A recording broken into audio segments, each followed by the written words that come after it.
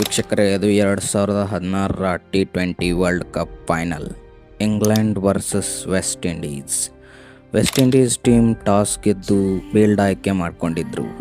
ಆದ್ದರಿಂದ England batting ಆಡಿ 155 run ಹೊಡೆದು 155ರ ಟಾರ್ಗೆಟ್ ಸೆಟ್ ಮಾಡಿದ್ರು. ಆಗ ಸೆಕೆಂಡ್ ಇನ್ನಿಂಗ್ಸ್ನಲ್ಲಿ ವೆಸ್ಟ್ ಇಂಡೀಸ್ 155ರ ಟಾರ್ಗೆಟ್ ಚೇಸ್ ಮಾಡೋಕೆ ಸ್ಟಾರ್ಟ್ ಮಾಡ್ತಾರೆ. ಮ್ಯಾಚ್ ಕೊನೆ ಹಂತಕ್ಕೆ ಅಂದ್ರೆ 20ನೇ ಓವರ್ಗೆ ಬಂದು ತಲುಪುತ್ತೆ. ಆಗ ಸಿಚುವೇಶನ್ ಹೇಗಿತ್ತು ಅಂದ್ರೆ 6 ಬಾಲ್ಗೆ 19 ರನ್ ಬೇಕಾಗಿರುತ್ತೆ. ಆಗ ಕ್ರೀಸ್ ನಲ್ಲಿ ಇದ್ದಿದ್ದು ಈ ವ್ಯಕ್ತಿ 2016ರ ವರ್ಲ್ಡ್ ಕಪ್ ನ ಹೀರೋ ಅಂತ ಹೇಳ್ಬಹುದು, ಕಾರ್ಲೋಸ್ ಬ್ರಾಥ್ವೈಟ್. ಬೌಲಿಂಗ್ ನಲ್ಲಿ ಇದ್ದಿದ್ದು world's best all-rounder Ben Stokes ಇರ್ತಾರೆ. ಅಂತಹ clutch all-rounder Ben Stokes bowling ನಲ್ಲಿ ಈತ 4 ಸಿಕ್ಸ್ ಗಳನ್ನ ಬಾರಿಸಿ ವೆಸ್ಟ್ ಇಂಡೀಸ್ಗೆ ವರ್ಲ್ಡ್ ಕಪ್ ಗೆಲ್ಲಿಸಿ ಕೊಡ್ತಾರೆ.